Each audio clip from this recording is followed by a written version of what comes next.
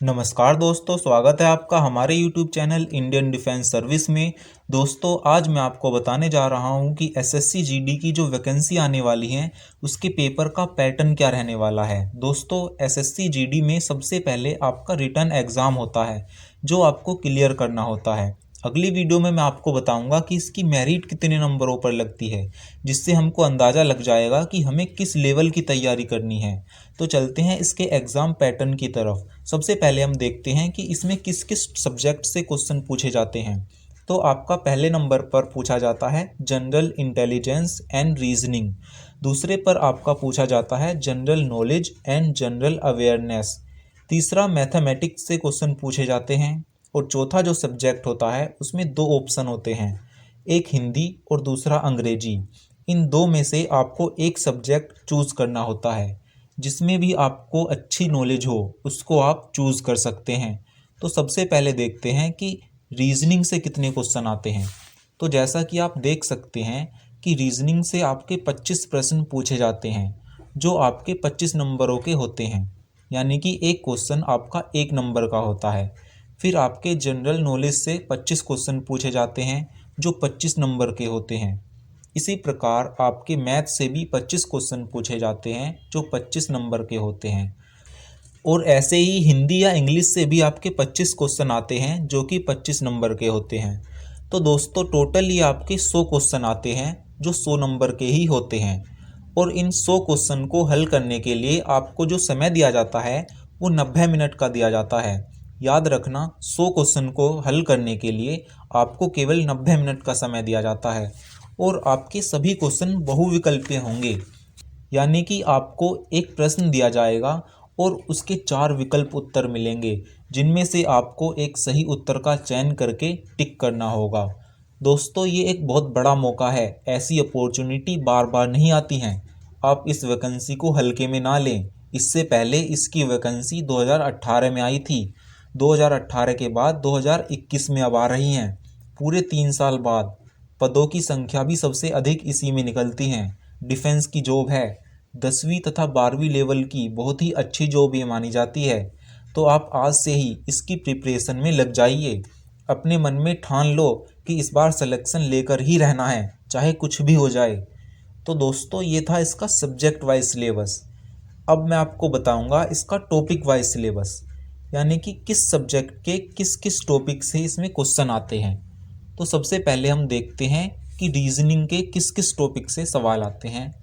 जैसा कि आप वीडियो में देख सकते हैं, रीजनिंग के जिन जिन टॉपिक से क्वेश्चन आते हैं वो सभी आपके सामने हैं। आप इन सभी को अपनी नोटबुक में लिख लीजिए।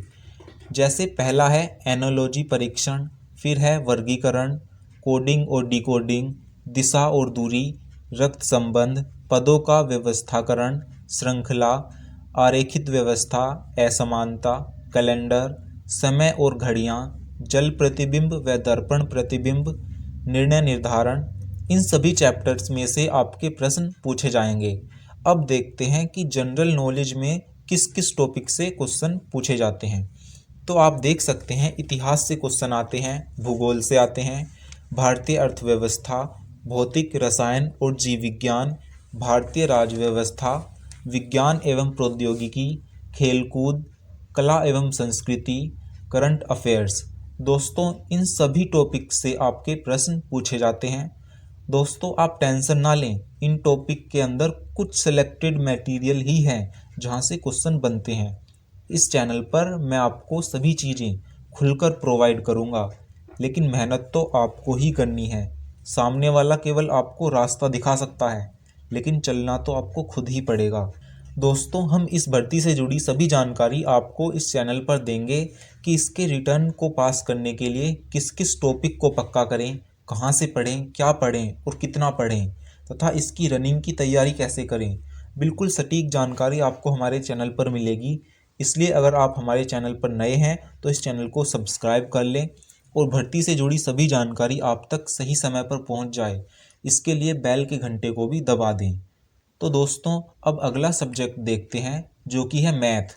साथियों, मैथ बहुत ही मोस्ट इम्पोर्टेंट सब्जेक्ट है, क्योंकि मैथ इसमें ज़्यादा हार्ड नहीं आती है। केवल 10वीं के लेवल का मैथ इसमें आता है। और गणित एक ऐसा सब्जेक्ट है जिसमें हम पूरे में से पूरे नंबर ला सकते हैं। तो आप देख सकते हैं ये मैथ के वो टॉपिक हैं जिनमें से सवाल पूछे जाते हैं। आप इसका स्क्रीनशॉट ले लीजिए और इनको तैयार कर लीजिए। और अब अगला सब्जेक्ट देखते हैं जो कि है हिंदी। दोस्तों हिंदी बहुत ही आसान आती है। इसमें हिंदी व्याकरण के लगभग सभी टॉपिक से 1 या 2 प्रश्न पूछे जाते हैं जो कि काफ़ी आसान होते हैं। आप देख सकते हैं हिंदी के वो सभी टॉपिक हैं जिनसे एग्ज़ाम में क्वेश्चन बनते हैं। आप इसका स्क्रीनशॉट लेकर इन सभी को तसल्ली में एक बार देख लेना।